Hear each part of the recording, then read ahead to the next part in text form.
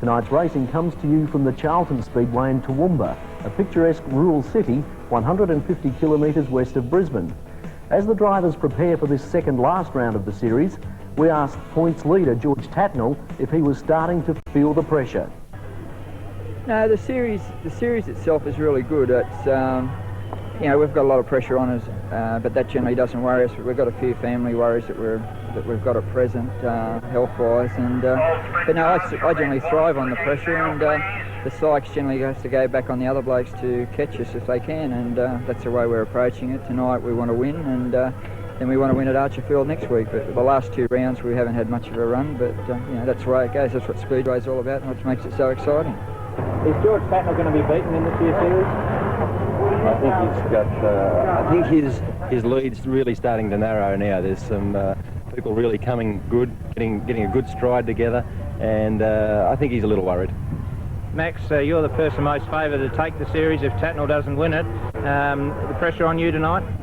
Yeah, I guess so. George has sort of started off the night well with a new track record of 12.7, which is 0.3 of a second quicker than anyone else, which sort of was a little hard to believe, but maybe it's true. We'll find out when he gets out there in the races, but he's definitely been a little worried, but this is George's type of racetrack, and I sort of think that George got every possibility of going well here tonight. What about this racetrack? Is it good for sprint car racing? It's a little narrow. Well, this is my first time here, so I'm not really the right person to ask, but during hot laps when there's a few cars out on the track, I noticed that the track was reasonably narrow, and I think there's going to be a lot of passing around the fence on the high line, so it should be interesting for the spectators at least. You'd have to be real brave to do that around here. It's too off camber on the outside. Just trying to give you some tips, you know, yeah. Like I'm here to help. You're a brave man. Let's recap the leaderboard so far, and we see George Tatnell ahead of Max Dumsney and Gary Rush. Brooke Tatnell, Phil March and John Walsh make up the top six. Time trials just completed. George Tatnell has served notice by recording the fastest time, with young rookie driver Nathan McDonald 0.3 of a second slower. We had a very good lap out there, and we're really pleased with it, but you know, it's a whole new ball game now. We just start again, the track's been graded, so we start working again to get the right combination. Yeah, we're pretty pleased that after last weekend we rolled over pretty bad and worked all week to get the car going, so happy with the second fastest time. You're pretty young to drive a sprint car. What's it like to drive one of these cars? It looks a fair bit hard, but once you get out there it's pretty easy in that. And how long have you been driving one? This is my second season in the sprint cars. And what's the future hold for Nathan McDonald? No, I hope to go to America, an Australian title. Keep going as far as I can. Now to the racing. Of the 6 heat races run tonight, we bring you heat 3 and 4. Let's go trackside with Ian Campbell. Surprise inclusion in tonight's meeting here at the Charlton Raceway is Danny Borse from Milwaukee, Wisconsin in the US of A, a guy who spends his time on the All-Star circuit running both sprint cars and speed cars in the US of A. And it's Borse that jumps into the lead in the Hodges number 17 car. Behind him is Rob Kyle in car number 8. But have a look at this go for the Miners, led by Des J. Nash in car number 2 out of WA. Borse, early race leader in car number 17, in the back straight away, trying to sort out the act here at the Charlton Raceway, and of course sneaked up on everybody tonight. Nobody knew there was an American in the field until his name was announced just a couple of short minutes ago. Borse still the race leader. Bill Johnson trying to get his way through there up to second place. Dumsney coming through there, having a battle with the Lander entry, and he comes up behind Des J. Nash from WA. And it's a beauty, this one. We've got Johnson battling for second place with Kyle, and of course the leader, still untroubled at this stage, is American Danny Borse. Borse past us now. Kyle still holding second place in car number 8 from Queensland. Phil Johnson in the 99 entry out of New South Wales in third place. But he's going to have another go at Kyle before these laps unwind. Dumsney wants a piece of the action as well. He's putting a lot of pressure on Johnson, and the two of them trying to freight roll the number 8 car. Queenslanders making up a better part of this particular field. They've shown some great talent here tonight. Kyle in trouble. Dumsney and him had a bit of a tag match there around the 1-2 turn, and it's now Dumsney up behind Johnson. They've both overtaken Kyle, so the lead is now with Danny Bourse, second place to Phil Johnson. Max Dumsney now up into third place. And have a look at this for the minors. Dumsney trying to get all the drive he can out of the Valvoline number 5 car as he goes up the second turn. The guy they've got to run down is the 17 car of American Danny Bourse with 1 to go for the leader. These guys are going to have to find a jet to line this American back. The American is in the back straight. Danny Bourse looking good for the win. This is heat number 3 at Charlton Raceway, and the win goes to Danny Bourse from Wisconsin. In second place, Phil Johnson out of New South Wales, in third place to Max Dumsney. Heat number 4 sees another star-studded field here at Charlton Raceway, including series leader George Tatnall and the man who's hot to trot from Queensland, Paul Lindbergh, in the starter's hands, with one of the far cars running out of position number 2, and running off the front row, the Queensland entry, car 11, Ray Ballou. Ray Ballou taking the lead earlier, coming together. And it looks like Colin Farther wasn't looking too sharp after that one. But meanwhile, it's Ballou who's jumped out into the lead. He's going to be quickly challenged by Brooke Tatnall. He's the one who's really pouring on the coal at the moment as they go around the bottom turn. And sitting right behind him is Paul Lindbergh. Lindbergh, hot to trot tonight, already with 1 heat race win and looking for a maximum point score to maybe go up the front here tonight in the all-important final. Ballou hammers the double 1 car out of turn 2, up into 3, gets it very, very sideways. Brooke Tatnall up on the mid-track line looking for the drive to run down the Queenslander. The first 3 placings on your screen, although Brooke Tatnall a little untidy there. Lindbergh coming up to have a look underneath him here, but Brooke Tatnall's just got just enough horsepower on the Phelps-prepared Chev to run away from him. Still Ray Ballou. He can win this one, this guy. He's looking very smooth out in front. He goes up to turn number 3, but it's Brooke Tatnall that's found a second lease of life in this particular event, as we also see Billy Barrows from South Australia in car number 6 on a charge. And behind that is George Tatnall working his way up through the field, although the car looks a little bit untidy. Ballou gets up high. This might be enough. Yes, Brooke Tatnall's got the lead. Brooke Tatnall caught him this time. Got him to drive up onto the mid-track line. Brooke Tatnall had the horsepower down low, and it's now Brooke Tatnall in the Winfield car number 8 out of New South Wales, our race leader. Tatnall goes by, Ballou in second. The battle on for third between Lindbergh holding that position and the challenge from Bill Barrows, but sitting right behind the pair of them is one George Tatnall. Bill Barrows! Whoa, he's brought it down on turn number 4. I thought he got it back. There was a bounce and a crash and all sorts of strange stuff, but he lays motionless with a red light down.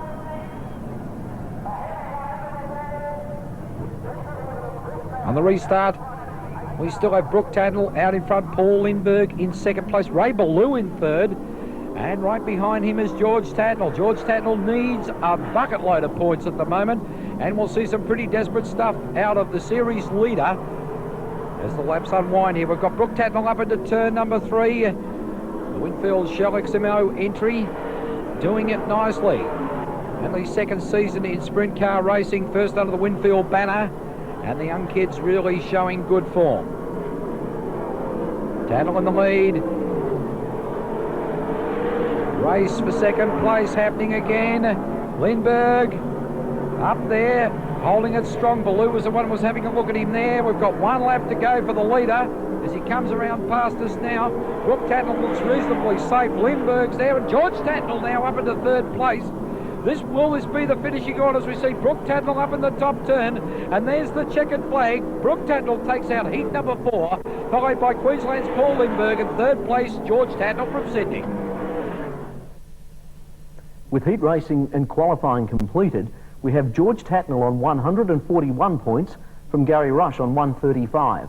Max Dumsney has 125 and Nathan McDonald 122 points. Paul Lindbergh and Phil March also make up the top 6. George Tatnall has drawn the marble to invert the first 6 on the grid and put Phil March on pole position. We asked March and Paul Lindbergh about their prospects prior to the main race. We did a bad time, so we got to start up in the front of our 2 heats, and we won our 2 heats, so we were lucky that George pulled out 6 out of the hat, and we qualified 6th, so we start off for 1, which is good. Mechanical troubles put you out of last round. Does that hurt your chances for maybe winning the series? Yes, it puts us right out of winning, but I've still got a target in mind of what's still achievable in the next 2 rounds. So we're going for that. And how do you find the track tonight here at Toowoomba? It's tiny and it's slick. Starting one's a big help. So you expect to go well? Well, let's hope so. They've got to pass us, put it that way. Yeah, it's good actually. It's second meeting in a row now. We've started out at 2, so fingers crossed we can keep it straight and to be there at the end.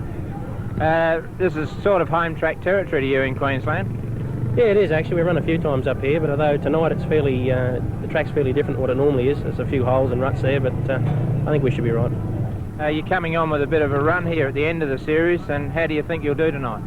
I don't know. I'm just fingers crossed. Let's hope we're there at the end. 25 laps of racing are here to decide the second last round of the Winfield ASC series for 1990. The front row, Phil March, beside him Paul Lindbergh. The second row, Nathan McDonald and Max Dumsney. The third row, Gary Rush and George Tatnall. Row number 4, Brooke Tatnall and John Kelly. The fifth row, Phil Johnson and Gary Rush Jr. The sixth row, Mark Hodges and Bob Kelly.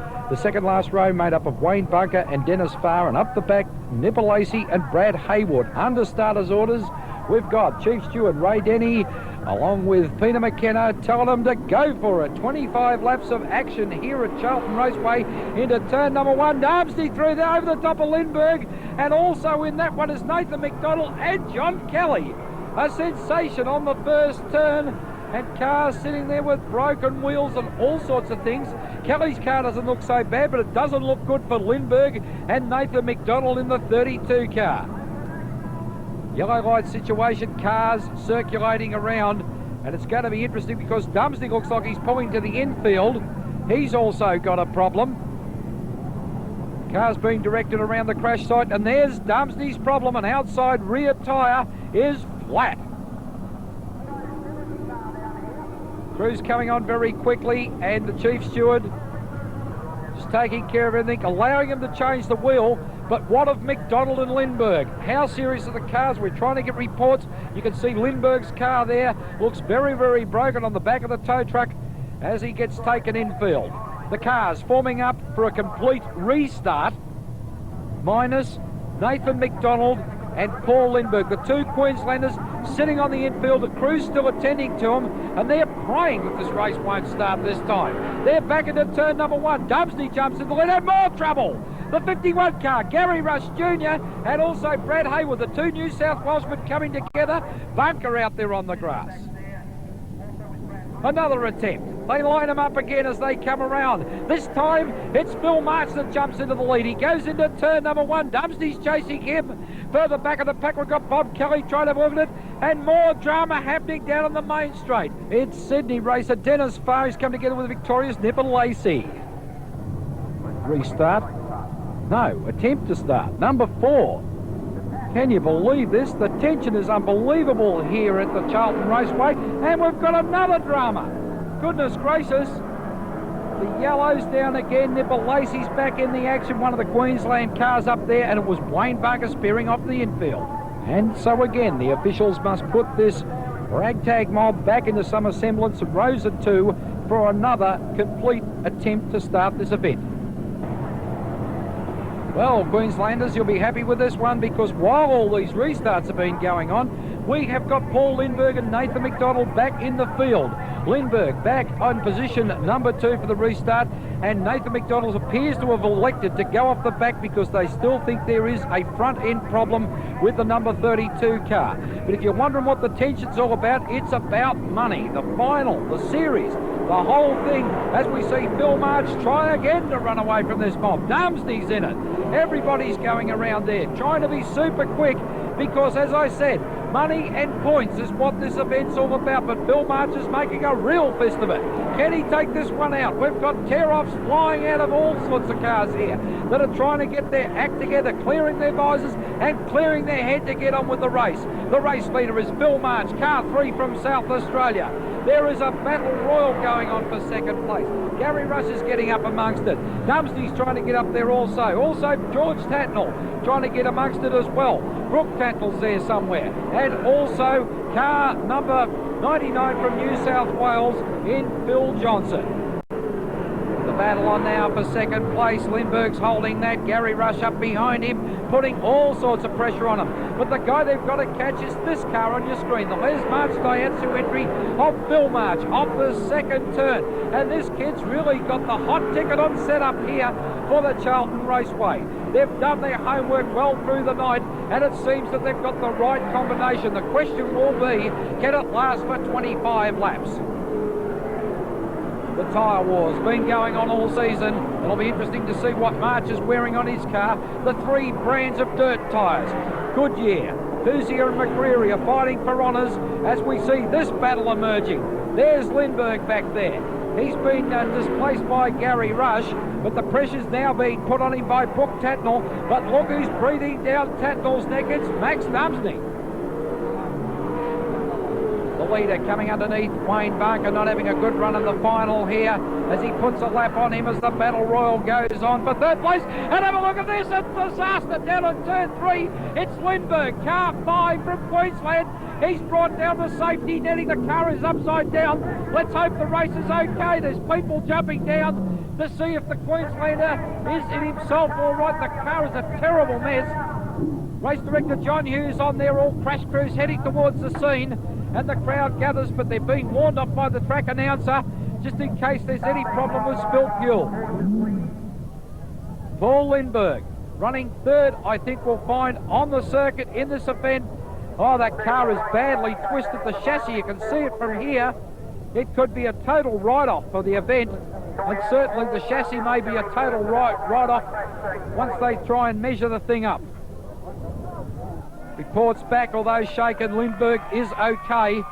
Out the car now. Talking to crash crews. He's trying to gather his thoughts. What a wild ride. Have a look at the race car.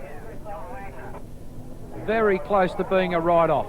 Fire crews taking no chance, dousing the motor with foam. Everything could be red hot underneath there. The restart again, and this has been a very long delay. Makeshift measures for crowd safety as well as driver safety down on turn number 3 as we see race leader Phil March charge away again.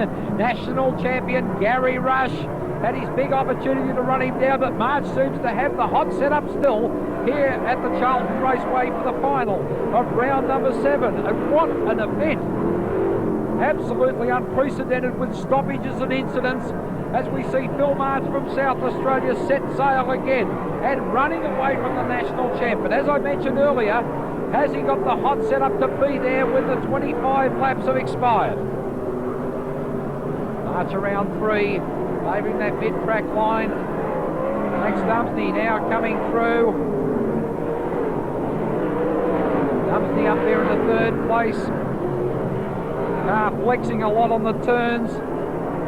Trying to hold it down low, but the car seems to want to drift up high off the turns where March's car seems to be where he wants it. A consistent line, running low, coming high out the turns. Watch him again now. He goes for the mid-track line on the 3-4 turn, but down very low into the main straight. Round 7 of the Winfield Series. 1 round remaining. That's Brisbane next week. And Phil March will be elated. This will put him up into about 2,000 points, I think, and plus what he's picked up along the way in the minor contingencies, and maybe a wild card to take out the series. Rama, upside down again, Mark Hodges. Turn number 3, Nathan McDonald sideways in the 32 car, and Phil March, the race leader, pulled up behind there, and let's hope there's been no contact. Another restart, must be 6 or 7. Race officials out there absolutely exhausted. What about the racers? Some of them will have to retire of old age. They've done so many laps out there, but not Phil March out in the lead as he goes into turn number 3. Rush again, trying to pick up the pace. Dumsney, Brooke Tatnall back there. Behind that's Phil Johnson. Bob Kelly's still in contention as well from Queensland. And the battle going on. Watch March again. Interested to see if those tyres are going to start going off. If they do, he'll get terribly, terribly loose on the turns.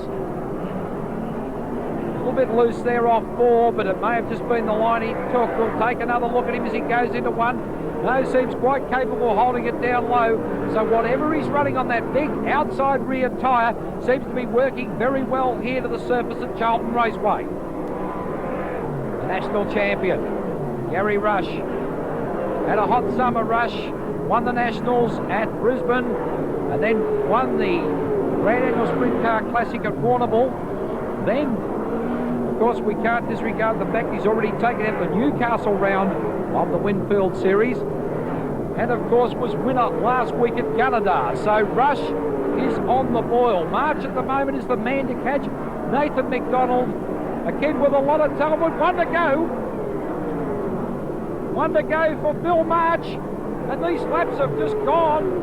And Phil March is coming up into turn number 3, and he has done it. From South Australia, Phil March takes out round 7 of the Winfield Series. Second place, Gary Rush.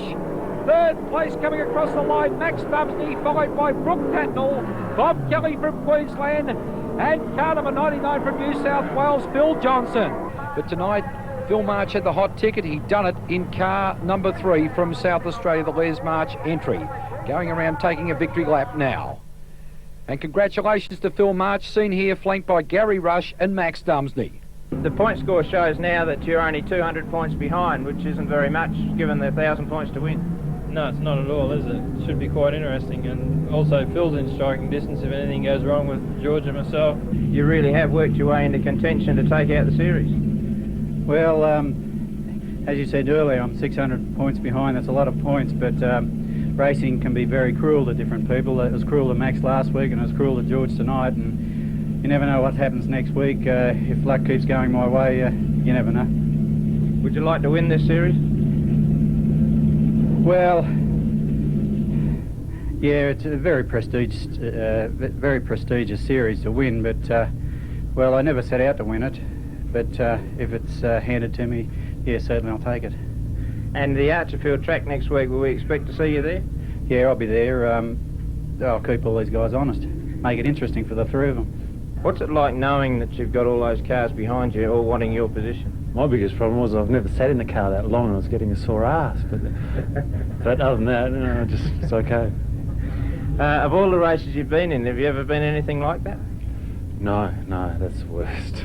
I don't want to go through that again. And what about from here on in? Last round next week, the final of the series for this year, and any one of 5 drivers able to win it, and you of course are one of those. What do you think will happen next week? Archerfield be quite a good meeting. I haven't competed there before, where most of the other guys competed at the national title this year, so we might be a little bit behind the 8 ball to start with, so we'll wait and see. Are you expecting to win? We'll be there trying. Well, again, a series of sensations with several crashes and restarts early in the race, and that spectacular crash involving Paul Lindbergh.